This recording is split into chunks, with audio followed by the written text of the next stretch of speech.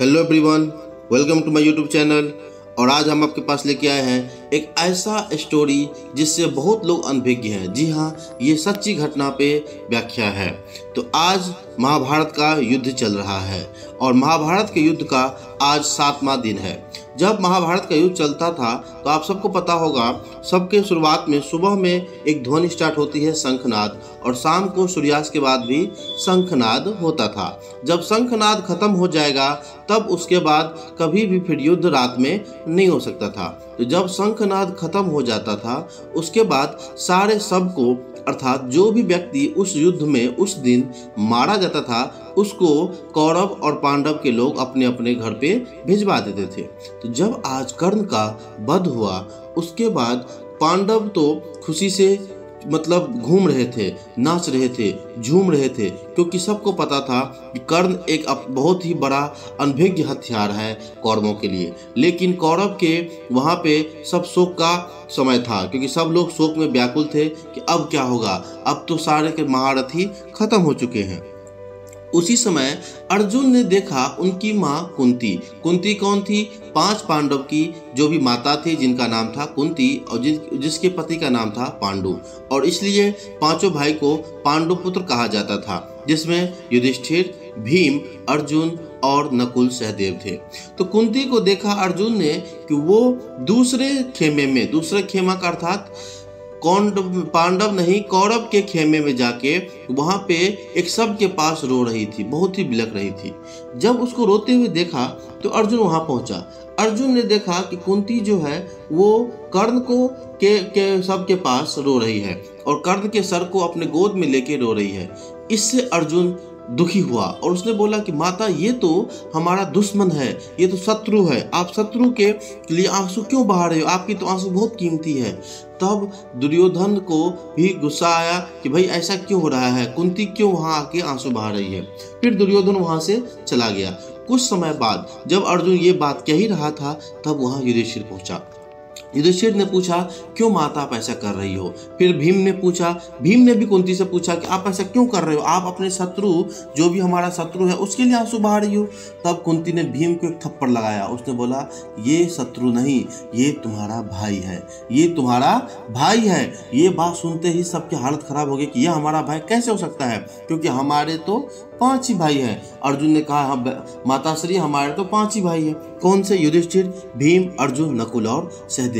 तब कुंती ने पूरी स्टोरी बताई कि जब कुंती का विवाह नहीं हुआ था तब कुंती एक सहंगम ऋषि को बहुत ही आदर से डेली पूजा पाठ करती थी, जिससे ऋषि ने संतुष्ट होकर उनको एक वरदान दिया कि अगर तुम इस वरदान से जिस किसी भी ईश्वर को समीप चाहोगी उसको प्रकट होना पड़ेगा और उसी के प्रकोप से तुमको पुत्र की प्राप्ति होगी, उस पति के रूप में। तो एक दिन वो सूर्य को जल दे रही थी। कौन? कुंती एक दिन सूर्य को जल दे रही थी। तो उसने क्या किया कि क्या पता संगम ऋषि ने जो बोला वो सही है कि नहीं, वो अपनाने के लिए उन्हें सूर्य भगवान को आराधना की। तो सूर्य देवता प्रकट हो गए। तो कुंती ने कहा कि नहीं, मैं तो बस ऐसे ही सोच रही थी कि सही है कि नहीं, लेकिन सूर्य देवता ने कहा कि अब ऋषि की वाणी विफल नहीं होगी, इसलिए अब आपको तो पुत्र की उत्पत्ति होनी ही पड़ेगी। तभी सूर्य के प्रकोप से उससे कुंती के यहाँ एक पुत्र हुआ जिसका नाम कुंती ने कर्ण रखा। और लेकिन आप तो पता है कि अगर हमारे समाज में अगर कोई भी अविवाहित व्यक्ति की, अविवाहित पुत्री की अगर घर में लड़की या लड़का होता है तो सब उसको कलंकिनी बोलते हैं। तो कुंती ने उस डर से उस पुत्र को नदी में बहा दिया और उसको एक सूत ने जो रथ का जो चालक होता है, सारथी ने उसको अपने घर में शरण दी। तो इसलिए कुंती ने कहा कि ये तुम्हारा भाई है। तब इस बात को सब ने माना और सब रोने लगे। तब युधिष्ठिर को बहुत क्रोध आया। युधिष्ठिर ने कहा कि ये बात आप हमसे क्यों छिपाएं? कि कर्ण हमारा भाई है, हम इसके लिए युद्ध लड़े, हम इसको इतना भली भांति गलत। तो कुंती ने कहा कि हम तुमसे अनभिज्ञ थे, अगर हम ये बात तुम लोगों को बताते तो शायद तुम इसको नहीं अपनाते। तो फिर युधिष्ठिर रोने लगे, भीम भी रोने लगा। तब ही युधिष्ठिर को बहुत ही गुस्सा आया।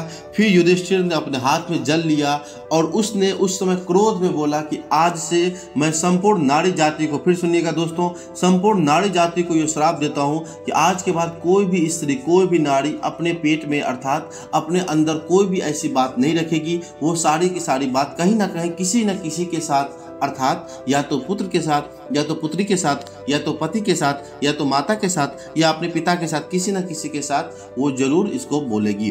अर्थात वो किसी बात को छिपा के नहीं रख सकती। इसलिए आप अपने घर में देखे होंगे, आपकी माता, आपकी बहन, हमारी माता, हमारी बहन कोई भी बात को पूरी की पूरी छिपित नहीं रह सकती है, उनको कहीं ना कहीं बोलना पड़ेगा। तो ये युद्ध का ये जो महल था, जो स्टोरी मैंने आपको बताई, ये सच्ची घटना है। और इसलिए हम बोल लेते हैं युधिष्ठिर ने ही श्राप दिया था संपूर्ण नारी जाति को कि कोई भी नारी अपने अंदर कोई भी बात को छिपा के नहीं रख सकती है। तो इस स्टोरी से, इस कथा से हमको ये समझ में आता है कि अगर आपके अंदर कोई भी चीज़ है, अगर आपने, हो सकता है वो चीज़ आपको ईश्वर ने दी है, तो उसको ठुकराना नहीं चाहिए, उसको हमेशा अपमानना चाहिए। क्योंकि आपको पता है कर्ण को कितना अपमान का सहारा लेना पड़ा, जबकि वो पांडु का जस्ट पेड़ था। धन्यवाद।